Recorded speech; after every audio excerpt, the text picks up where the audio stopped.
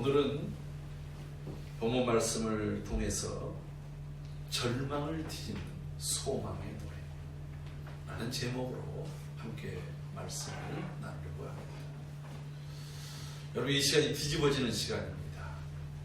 반전의 시간, 또 역전의 시간, 또 우리의 모든 영적 기능이 이렇게 다시 컴퓨터 이 자판기에서 쉬프트 키를 누르면 이렇게 전환이 일어나잖아요.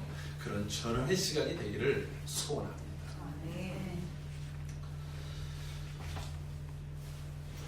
오늘 본문을 가르쳐 주지도 않았는데 오늘 기도를 하는 우리 신집사님이 딱 이 본문을 가지고 이제 기도를 시작을 했어요. 그래서 함께 기도하는 가운데 하나님께서 마음을 같이 하고 또 이 본문과 상관없이 찬양을 고르고 준비하는 또 팀에서도 오늘 이 말씀에 꼭 부합하는 찬양을 예배 전부터 또 함께하는 특성에서 하나님의 그 놀라운 은혜가 기대되고 넘쳐날 줄로 믿습니다. 사실 매일 사람이 태어나고 또 죽는 사람들도 매일 있습니다. 그리고 그 수가 최소 몇만 명의 사람들이 하루에 그러한 죽음과 삶의 이 기로에서 왔다 갔다 합니다. 여러분, 어떤 출산, 태어남이 지금 반갑지 않을 출산이 있겠습니까? 또 어떤 죽음이 안타깝고 아쉽지 않을 죽음이 있겠습니까? 저는 오늘 아침에 두 사람의 죽음을 한번 생각을 했습니다. 오늘 아침에 이렇게 이제 뉴스를 검색을 하는데 그 탤런트 중에서 이 국민 배우급에 속하는 송재호라고 하는 탤런트가 별세를 했습니다. 이분이 1937년 평안남도에서 태어나서 6.25 때 이제 남쪽으로 내려왔겠지요. 그리고 배우로서 50년이 넘는 동안 국민들의 사랑을 받은 그런 배우로 한평생을 살다가 본인 지병에 의해서 한국 나이로 84세를 이제 기점으로 해서 이제 별세를 했어요. 많은 사람들이 참 아쉽다. 아버지 같은 분이었는데 또 이분이 신앙에 아주 돈독한 장로님이십니다. 또 이분이 아주 또 뛰어난 그 사격 능력 같은 것이 있어서 국제 사격 심판으로서 또 활동도 하고 많은 좋은 영향력을 미치다가 천국에 가셨습니다. 또 한 사람의 죽음이 있습니다. 개그우먼 중에서 박지선이라고 하는 청년이 이제 지난 주간에 삶을 달리했습니다. 아마 자살로 추정이 되는 것 같아요. 한 2년여 전부터 활동이 약간 좀 뜸해지고 요즘에 이제 특별히 TV 프로그램에서 이 개그와 관련된, 옛날에는 막 애들이 개그맨 되고 싶어가지고 전부 따라하고 이 개그맨들 중에서 유명한 MC들 그리고 또 좋은 영향력을 미치는 사람들이 굉장히 많이 나왔는데 요즘에는 개그맨들이 설 자리가 없답니다. 공연도 없고 또 여러 클럽 같은 데서도 잘 불러주지도 않고 해서 생계에 굉장히 어려움을 겪고 있다는 얘기를 들었습니다. 그 가운데서도 이 자매는 1984년 출생을 했는데 이제 37의 나이로 그만 자기의 삶을 멈추고 말았어요.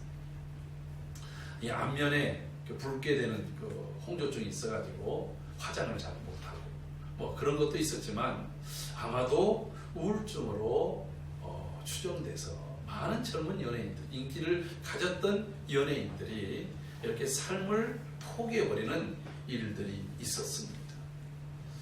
그 딸의 그 모습을 보고 엄마도 딸을 그냥 혼자 보낼 수 없다고 해서 본인까지도 그냥 삶을 멈춰버리는 그런 안타까움이 이 가정 속에 줄초상이 나는 그런 일들이 있었습니다. 여러분, 사람이 이 땅에 태어나서 언젠가 한 번은 죽습니다. 어떤 죽음을 맞이할 것인가? 어떤 인생을 마감할 것인가? 여러분, 저는 이 시간에 자살한 사람들을 비난하고 그리고 또 정죄하려고 이런 말을 하는 것은 아닙니다. 그 모습이 너무 안타깝다는 거예요. 그런 삶으로 우리의 삶을 마감지어서는 안 된다는 거예요. 근데 오죽하면 얼마나 그것을 견디지 못했으면 과연 그런 선택을 했을까? 그 순간에 그것을 잠깐 시선을 바꿀 수만 있었다면, 잠깐 그 마음을 돌이킬 수만 있었다면 아마 그 극단적인 선택에서 벗어날 수 있었을 텐데 하는 그런 아쉬움을 갖게 되어집니다. 절망은 사망에 이르게 하는 그러한 질병이라고 케르케고르라고 하는 철학자가 말합니다.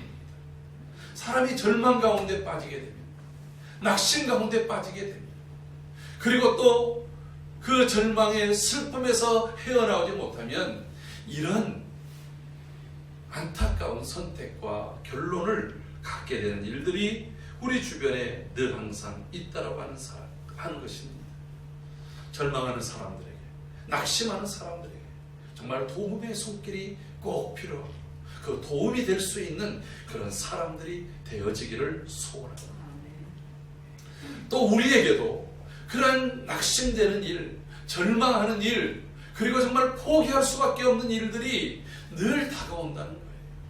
제가 추수감사주일을 앞두고 이 본문을 선택하는 이유는 사실 앞서 기도했던 우리 집사님의 기도처럼 우리의 이 사회나 그리고 또 눈을 잠깐 돌려서 국제사회나 지금 전 세계가 다 낙심하고 낭망할 수밖에 없는 그런 상황이잖아요.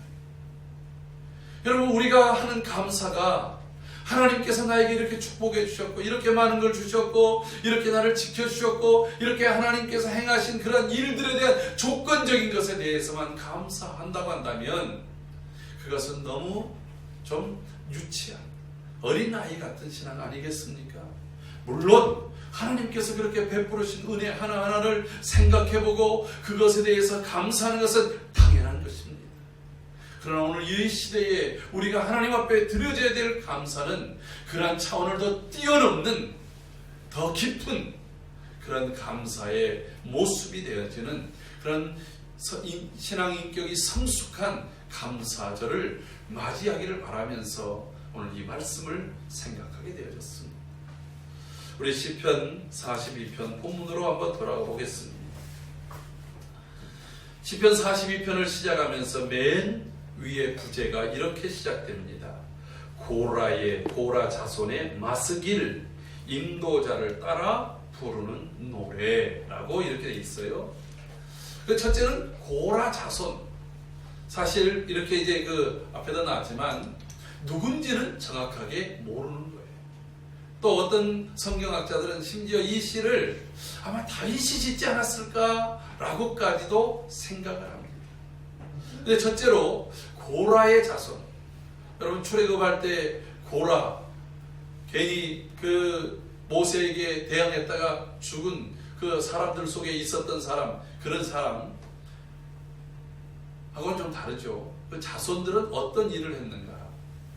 특별히 고라의 자손들은 다윗 시대에 성전을 문지기, 또 성문의 문지기, 그리고 또 성전에서 노래하는 역할들을 하는 그러한 사람들이었습니다.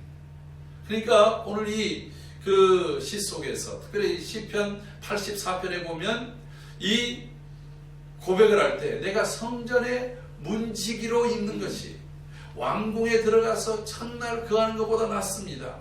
그럴 때 늘 항상 성전 가까이에서 하나님 앞에서 하나님의 그 일들을 행하고 하나님을 찬양하는 그러한 역할을 했던 사람이 바로 이 고라의 자손들. 그것에 대한 교훈이라고 합니다. 하나님 앞에서 늘 항상 앞에 있었고 그 성전으로 인도하는 역할을 했던 그 사람, 그 누군가가 가르쳐준 교훈. 또 하나는 인도자를 따라서 부르는 노래라는 거예요. 그러면 앞에서 한 사람이 이런 노래를 하면 뒤에 따르는 무리들이 함께 이것을 찬양하는 거예요. 선창과 후창을 하는 것이죠. 그런데 어떤 때 이 노래를 하겠습니까? 이 시편 42편을 부를 때 전쟁에서 승리하고 돌아오는 그러한 그 승리했을 때 부르는 노래겠습니까? 승리하고 돌아오는 그 군인들을 환영하는 그러한 노래이겠습니까? 최소한 내용을 보면 그건 아니잖아요. 그런 노래를 부르면 시편 18편이든지 아니면은 출애굽기 모세의 노래 그 노래에서 나오는 그 출애굽기 14장에 있는 그런 노래를 승리했을 때 또 승리하고 돌아오는 개선 그 군인들에게 개선 군가로서 축배의 노래로서 부르는 노래일 것 아니겠습니까? 오늘 본문의 노래는 이 이미지가 사실 어려움 속에서 어려움을 극복해 보고자 하는 사람들이 부르는 노래라고 하는 거예요. 어려움을 반전시켜 보고자 부르는 노래. 바로 이것이 시편 42편입니다. 여러분 시편 42편 1절부터 11절까지를 오늘 집에 가서 자세히 몇 번이고 한번 읽어보세요. 그리고 오늘 이 설교를 다시 영상으로 띄울 때 또 들어보십시오. 어떤 이미지가 보여집니까? 한 사람이 있습니다. 이 고라의 자손이든지 다윗이든지. 근데 그 사람이 어떤 모습으로 그림에 이렇게 비춰지냐면 뭔가 지금 다급한 거예요. 막 어쩔 줄 모르고 앙절부절하는 것입니다. 왜요? 여러분 한번 오늘 보시겠습니까? 1절에 보면 하나님이여 사슴이 신의 문물을 찾기에 갈급함같이 내 영혼이 주를 찾기에 갈급하다는 거예요. 여러분 돈에 갈급.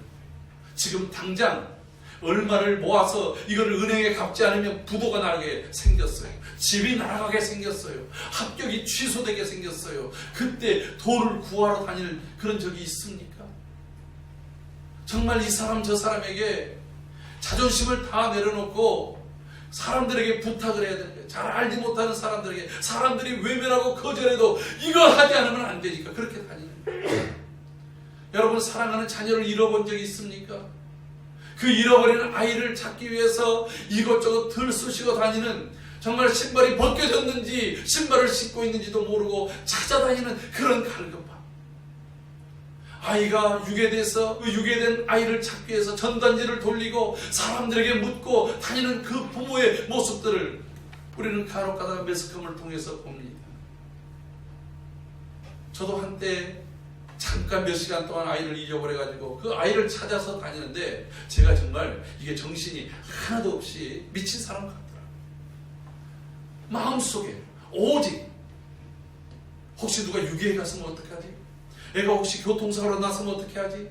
온갖 별 생각들이 들면서 찾아다니는 거예요. 여러분 그런 한 갈급한 사람이 있습니다. 이 사람이 또 어떤 모습입니까? 5절 말씀 내 영혼아 내가 어찌하여 낙심하며 어찌하여 내 속에서 불안해하는가.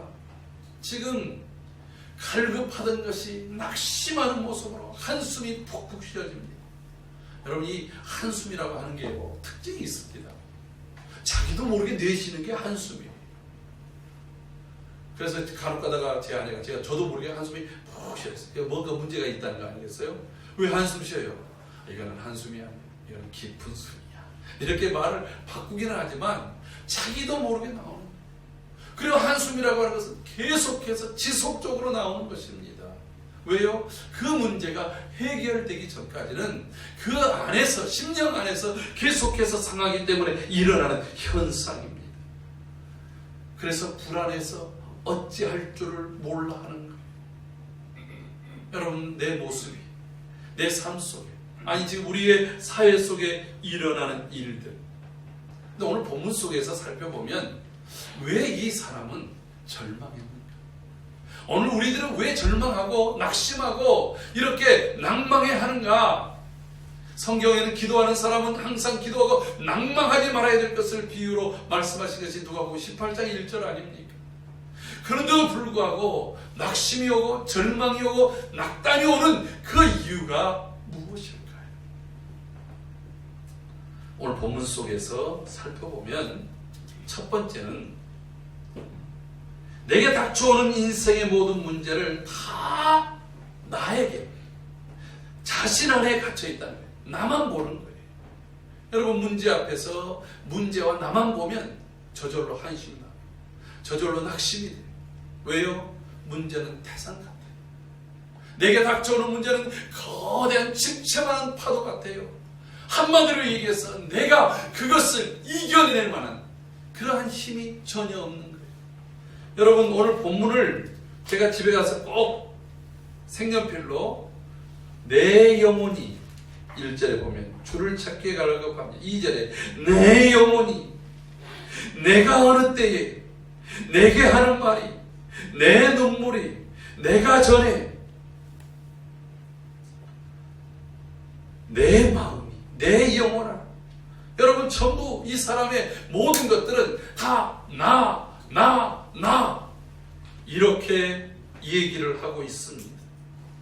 여러분, 이것을 세봤더니 무려 25번이나 이 시편 42편 1절에서 11절까지 있는데 전부 나 이것을 25번이나 사용하고 있다라고 합니다. 그러니까 모든 것들을 문제 보고 나보고 문제 보고 나보고 그러면 낙심하고 좌절하고 절망하고 포기해버린다라고 합니다.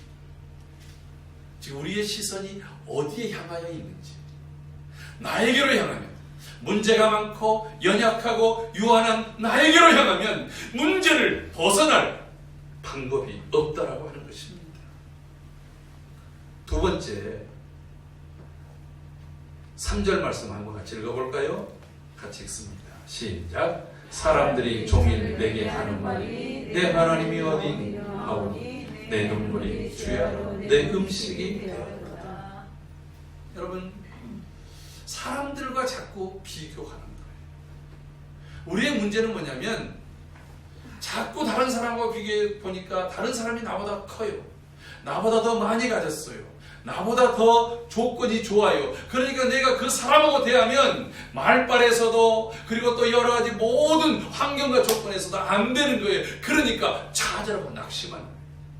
여러분, 이런 사람들은 내가 비교했더니 나보다 이 사람이 약하네? 그럼 이 사람을 내가 보호해줘야지, 내가 도와줘야지, 그럴 것 같습니까?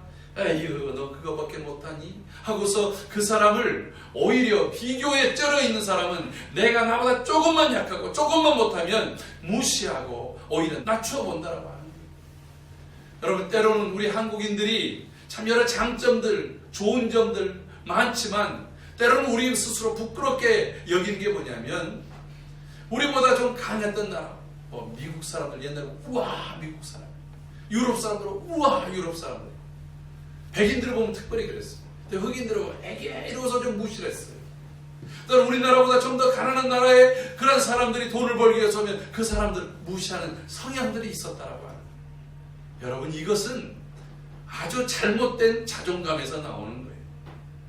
사도 바울처럼 하나님이 내게 능력 주시는 그 안에서 내가 가난한 사람이나 부한 사람이나 거기서 떳떳하고 그리고 또 그 사람들을 함께 어우를 수 있는 그런 은혜와 능력이 우리 안에 있기를 바랍니다. 아멘. 여러분, 어떤 때 그게 나와요? 나의 비교의 대상이 사람이 아니라 하나님을 바라볼 때 그것이 나오는 것입니다. 할렐루야. 아멘. 어쨌든 이 사람의 이미지는 지금 안절부절하지 못하고 막 뭔가에 갈급해 있는, 이것저것 찾아다니는 거예요. 그런데 문제 해결이 안 되는 거예요. 그러니까 절망하고 좌절하고 낙심하는 것입니다. 그리고 마지막에는 그냥 극단적 선택으로 포기해버리는 그러한 모습들이 있다고 하는 거예요. 그런데 그래도 이 시인은 낙심하며 낙담하기에 앞서서 한 것이 하나 있었어요. 그때 그 나에게로 갇혀있던 것을 찢어버리고 다른 사람하고 비교하던 그 눈을 돌이켜서 하나님을 바라봤다라고 하는 것입니다. 네. 할렐루야. 하나님을 바라볼 뿐만 아니라 하나님을 찾습니다. 어떤 모습으로 찾습니까? 하나님께로 절박한 마음으로, 마치 목마른 사슴이 시냇물을 찾기에 이 사람이 이렇게 보니까 여러 짐승들 중에서 특별히 예루살렘 남쪽 지역, 이 남방이라고 부르고 네게브라고 성경에 나와 있는 지역은 이스라엘 전체의 지역 중에서도 비가 더 안 오는 곳이에요. 그래서 그래도 굉장히 넓게 펼쳐져 있는 이 광야 지역이 비가 없어요. 근데 그곳에서 이 사슴이, 여러분 사슴이 목이 얼마나 많아요. 근데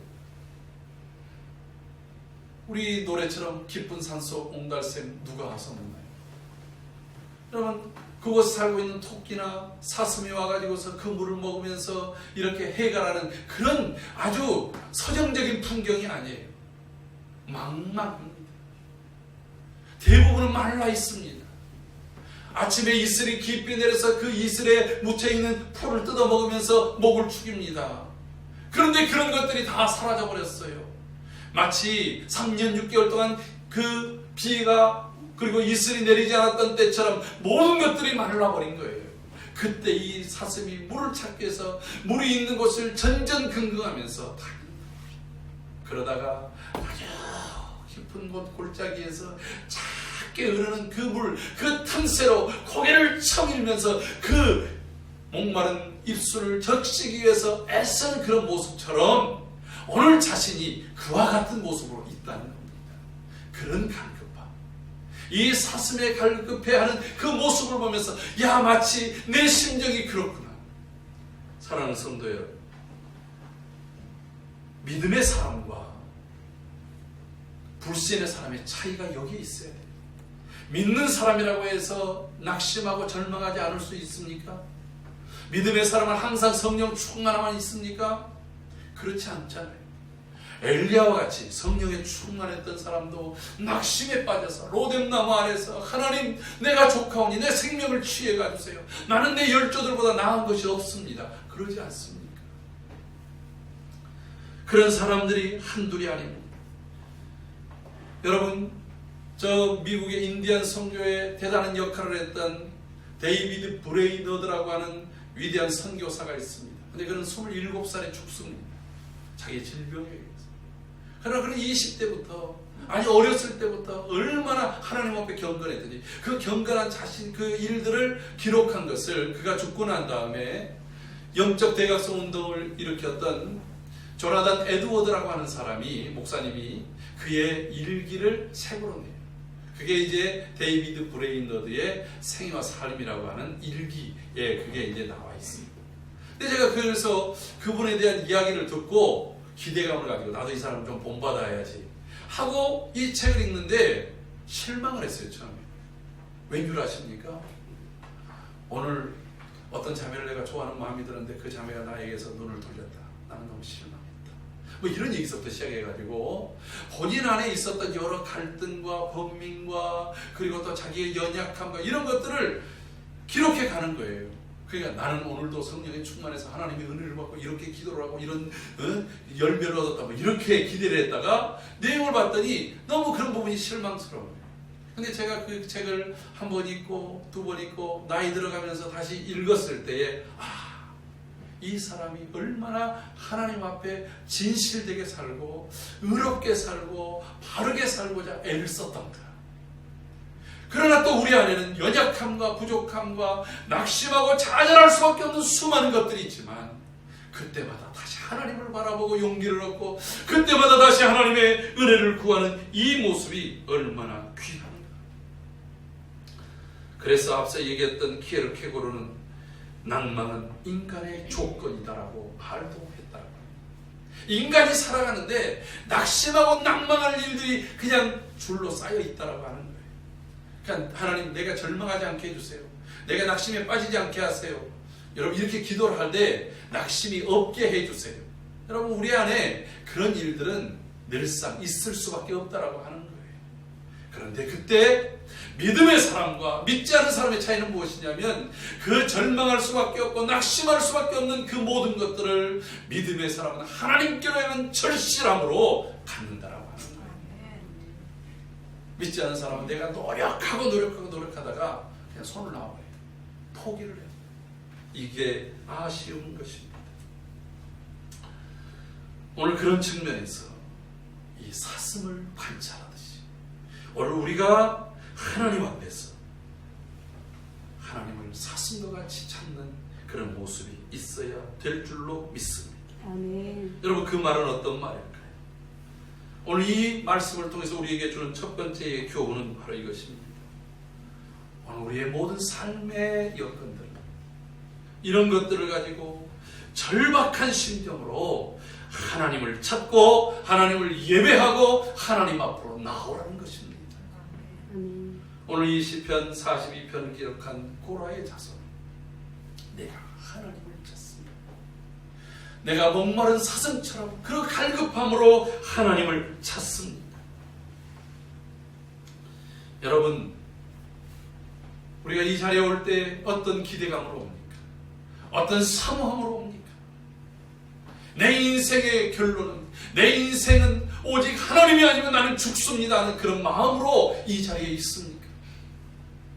아니면 뭔가 찜찜하니까, 아니면 종교적인 열심으로, 또 어렸을 때부터 해왔던 습관으로 이 자리에 왔다면 오늘 우리의 태도가 우리의 모든 삶의 여러 일들을 가지고 하나님을 절박함으로 절실함으로 찾는 그런 은혜가 우리 속에서 있기를 주의 이름으로 축복합니다. 아멘. 정말 성령 하나님께서 우리 안에서 탄식하는 그런 마음으로 우리 안에 하나님을 찾고 하나님을 구하고 하나님을 바라는 그런 은혜를 부어 주시기를 소원합니다. 아멘. 여러분이 하나님 앞에 나왔을 때도 이 시간을 그저 허투루 보내지 마십시오. 한순간 한순간이라도 하나님의 말씀을 놓치지 않기 위해서 하나님을 찬양하고 하나님께 기도하고 하나님과의 교제를 내가 놓치지 않기 위해서 집중하는 그러한 자세가 우리 안에 있기를 소원합니다. 아멘. 우리 모든 성도들에게 이 마음들을 부어주셔서 주님, 하나님 외에는 내가 다른 해결책이 없습니다. 하나님 외에는 내게 소망이 없습니다. 오직 하나님만이 나의 답이십니다. 여러분, 그 사모함으로 하나님께 더 가까이 나와야 되지 않겠어요? 네? 뭐 자리가 널널하니까, 또 지금 코로나 시국에 넓게 앉아야 되니까지만 내가 더 가까이 하나님께 나와. 그 가까이 나오라는 말이 무슨 말이에요?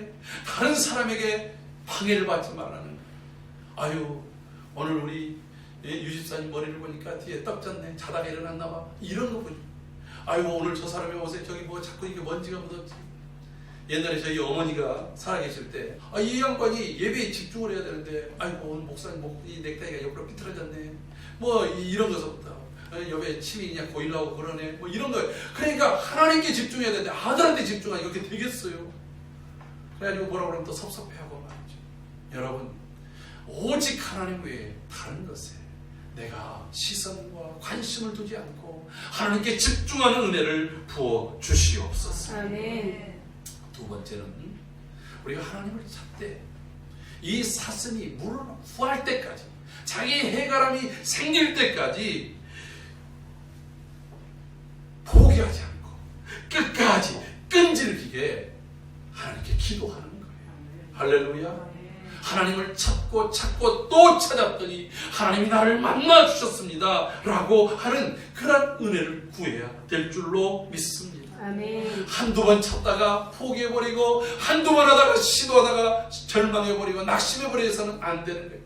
사람에게 전도할 때도 여러분, 보험을 하든지 뭘 하든지 간에 어떤 사람이 그 일을 완성합니까? 끈기 있는 사람이, 포기하지 않는 사람이에요. 한 번 받아가 이제 내가 할 때까지 했어. 근데 그거도 한 번 더 할 때 금강도 나오는 것입니다.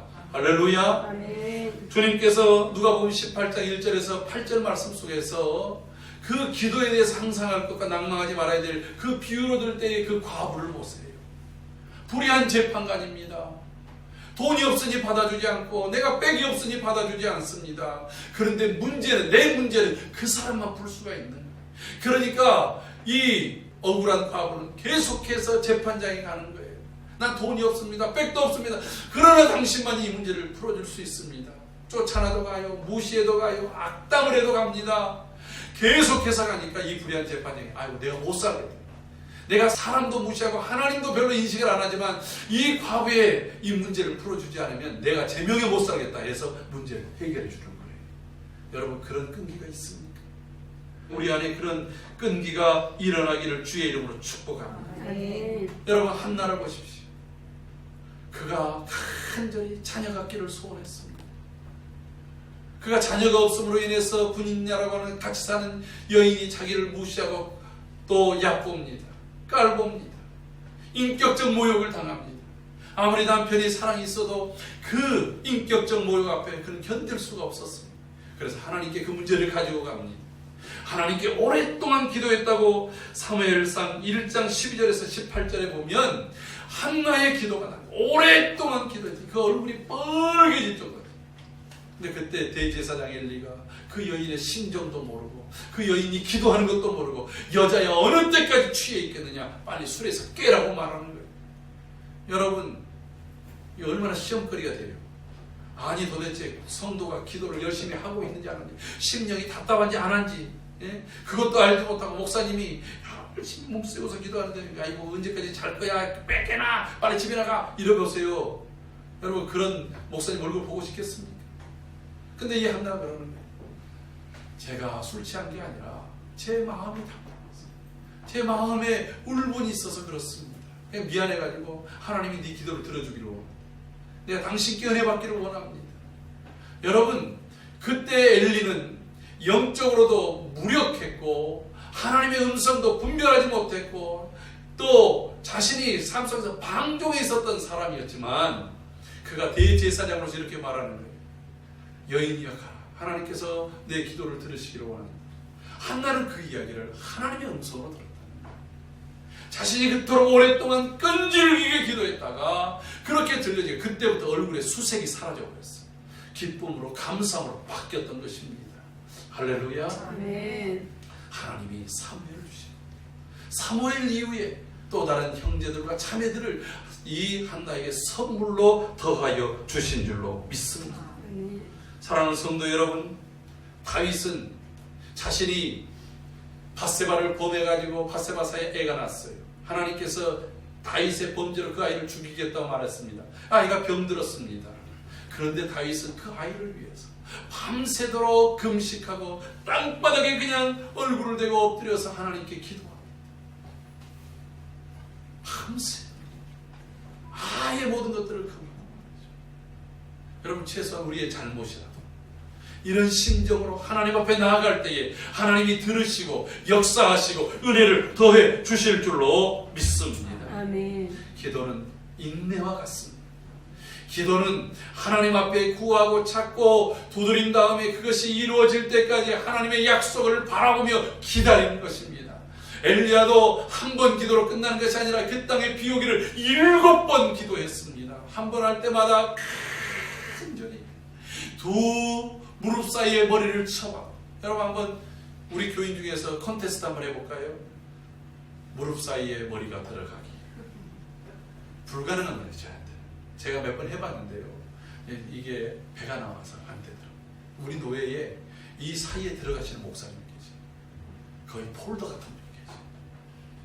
여러분, 배싹 말랐다.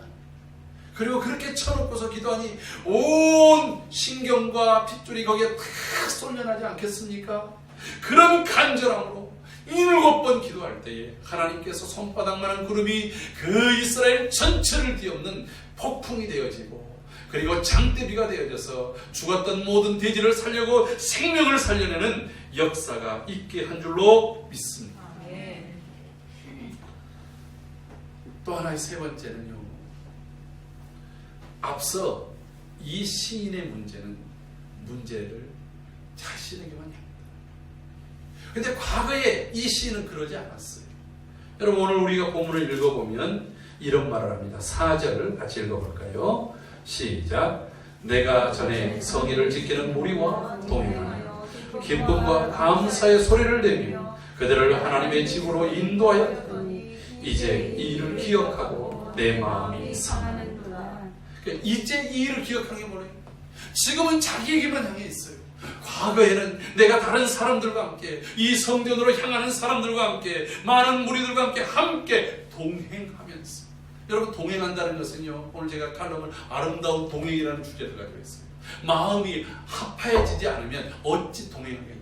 함께 서로 좋은 것들을 쉐어하지 않으면 어찌 동행할 수 있겠습니까? 과거에는 하나님의 은혜를 나누었습니다. 하나님의 사랑을 나눴습니다. 여러분, 우리가 좋은 걸 나눈다고 한다면 나에게 연약한 것도, 나에게 아픈 것도, 나에게 고통 주는 것도 함께 나누는 것이 형제요, 공동체요, 은혜인 줄로 믿습니다. 시편 133편 1절에 보면 형제가 연합하여 동감이 어찌 그리 선하고 아름다운고. 여러분, 형제는 우애라고 말했지만 형제가 다 우애합니까? 서로 티격태격하고 의견이 다를 수도 있습니다. 그러나 믿음 안에서는, 하나님 안에서는 우리가 어려움도 그리고 기쁨도 함께 갈 때에 하나님의 은혜, 하나님의 역사가 있게 될 줄로 믿습니다. 여러분, 교회 안에서는 결코 혼자 있지 마십시오. 교회 안에 문제가 있을 때 결코 혼자서 그것을 짊어지지 마십시오. 함께 해야 됩니다. 전도서 4장 9절에서 12절 말씀에 보면 두 사람이 한 사람보다 나음은 그들이 수고함으로 좋은 상을 얻을 것입니다. 혹시 그들이 넘어지면 하나가 그 동물을 붙들어 일으키려니와 홀로 있어 넘어지면 붙들어 일으킬 자가 없느니라. 그렇지 않습니까? 혼자 있으면 혼자 모든 것들을 얻을 수 있는 것처럼 보이지만 혼자 넘어지면 더 이상 일으킬 자가 없다라고 합니다. 여러분, 세겹줄은 쉽게 끊어지지 않습니다. 내게 있는 문제를 함께 나누는 것입니다. 여러분, 초대교회 사도행전 12장 5절에 보면 복음을 열심히 전하던 베드로와 또 야고보가 있었습니다. 야고보가 순교를 당했습니다. 베드로도 옥에 갇혔습니다. 그때 성도들, 교회가 그 문제를 놓고 도망가지 않았습니다. 뭘 한 줄 아십니까? 온 교회가 이 베드로를 위해서 함께 기도했다라고 하는 것입니다. 그를 위하여 하나님께 간절히 기도할 때에 하나님께서 옥문을 파쇄하시고 베드로에 갇혀있던 그런 수갑과 착고를 풀어주시고 그에게 사명이 아직 끝나지 않았기에 그를 옥에서 꺼내주신 줄로 믿습니다. 야고보서 5장 14절에도 말합니다. 너희 중에 병든 자가 있느냐? 교회의 장로들을 청할 것이요 그들은 주의 이름으로 기름을 바르고 위하여 기도할지니라. 여러분, 내가 질병의 문제든지 경제의 문제든지 또 신앙의 문제든지 인생의 각가지 문제 앞에 절망하거나 낙심이 아니라 오히려 그것을 하나님을 찾는 기회요, 하나님께 더 끈질기게 나아가는 기회요, 함께하는 공동체원들과 더불어 하나님의 은혜를 구하는 기회로 삼는 것입니다. 이런 공동체가 될 때 이 공동체가 행복한 공동체고 기쁨의 공동체고 문제를 해결해가는 공동체가 될 줄로 믿습니다. 여러분, 성령 하나님께서 이것을 원하신다라고 하는 거예요. 어려울 때에 하나님을 찾기, 내 속에서 앞서 얘기한 것처럼 탄식하는 것, 그리고 더 힘을 주셔서 계속해서 중보하시는 주님의 기도로 내가 더 주님 앞에 더 오랫동안 온전히 끝까지 있도록 해 가시는 것입니다. 그리고 또한 우리 모두를 한 공동체원으로서 같은 말 같은 뜻으로 함께 의탁하며 나가게 하는 것입니다. 그러나 마귀는 우리 공동체 안에 이간질하는 거예요. 갈라놓는 거예요. 야, 저 사람이 너 조롱하고 너 무시하고 너 그렇다고 해서 너 자존심만 상하는 거예요. 여러분, 자꾸 홀로 있게끔 담을 쌓게 만드는 거예요. 그 에반스라고 하는 사람이 담이라는 아주 짧은 그러한 글이 있어요. 그림과 더불었습니다. 너무 똑똑한 사람, 너무 잘난 내가 다른 사람이 귀찮아서 담을 벽돌을 쌓기 시작해요. 나중에 그 안에 갇혀가지고 자기가 외로움 속에서 절망하고 낙심할 수밖에 없는 거예요. 근데 거기 작은 틈새로 빛이 들어오고 그 빛을 따라서 내가 쌓았던 담을 하나하나 털어갈 때에 자신의 삶이 풀어지는 거예요. 그 담을 깨트려 주신 하나님과 우리 사이에 막혀있던 담을 깨트려 주신 예수 그리스도를 통해서 우리의 삶이 변화될 줄로 믿습니다. 오늘 이 사람이 하나님께 그렇게 나아갔더니, 하나님께 더 간절한 마음으로 나아갔더니 5절과 11절 똑같은 메시지가 여기에 있습니다. 5절 같이 읽습니다. 내 영혼아, 내가 어찌하여 낙심하며 어찌하여 내 속에서 불안해하는가? 너는 하나님께 소망하노라. 그가 나타나 도우심으로 말미암아 내가 여전히 찬송하리로다. 아멘.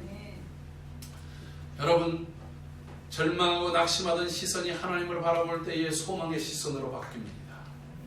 그리고 그 소망으로 하나님을 붙잡습니다. 하나님의 은혜를 구합니다. 하나님의 역사를 간구합니다. 그러면서 그의 분명히 아직 환경은 바뀌지 않고 상황은 바뀌지 않은데 그의 입술은 바뀌었어요. 어떻게요? 감사로, 찬송으로 바뀐 줄로 믿습니다. 아멘. 여러분, 저는 이순신 장군을 참 좋아하는데 그 명랑이라는 영화에 아주 명대사가 있잖아요. 많은 명대사가 있겠지만 그 중에서 사람들이 명랑을 앞두고 선조도 이거 포기하라.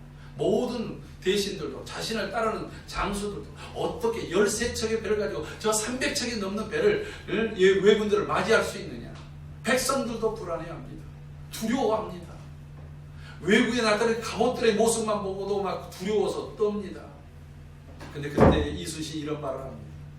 이 두려움을 바꿀 수만 있다면 이 두려움이 더 큰 용기를 낳아낼 것이다. 그래서 맨 앞서 나가서 그가 죽기 살기로 싸우는 거예요. 물때만 바뀌면. 여러분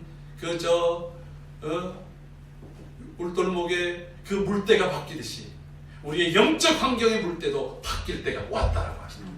우리가 주님의 시간, 주님이 역사하시는 카이로스의 때가 이르고 있다라고 하는 거예요. 그 때는 우리의 기도를 통해서 그 때가 오는 것입니다. 여러분, 그래서 시편 50편 15절 말씀, 이런 말씀이 있습니다. 환난 날에 나를 부르라. 내가 너를 건지리니 내가 너를 영화롭게 하리라. 할렐루야. 아멘. 여러분, 하나님께서 이렇게 말씀했어요. 환난 날에 나를 부르라. 내가 너를 건지리니. 그러면 네가 나를 영화롭게 하라. 절망과 낙심으로 한숨 짓던 우리가 하나님을 영화롭게 하는 삶으로 바뀔 줄로 믿습니다. 주님이 이렇게 말씀했습니다. 마태복음 11장 28절 수고하고 무거워서 정말 낙심하는 모든 자들아 다 내게로 오라. 내가 너희를 쉬게 하리라. 하나님께 주님께 오면 쉼과 안식이 있습니다. 평안이 있습니다. 승리가 있습니다. 오늘 이 모든 것들을 가지고 하나님을 찬송하는 희망을 노래하고 소망을 노래하는 저와 여러분들이 되기를 주의 이름으로 축복합니다. 낙심이 있습니까? 절망이 있습니까? 그 문제 가지고 간절함으로 하나님을 찾읍시다. 하나님께서 응답하실 때까지 끝까지 포기하지 않고 여러분 그 자리를 지킵시다. 나 홀로 외로이 하다가 지쳐서 넘어지지 말고 나와 함께하는 동료를 불러서 함께 기도하고 그 일들이 하나님께서 함께하는 공동체의 기도의 제목이 되어져서 함께 승리하는 저와 여러분들이 되기를 주의 이름으로 축복합니다.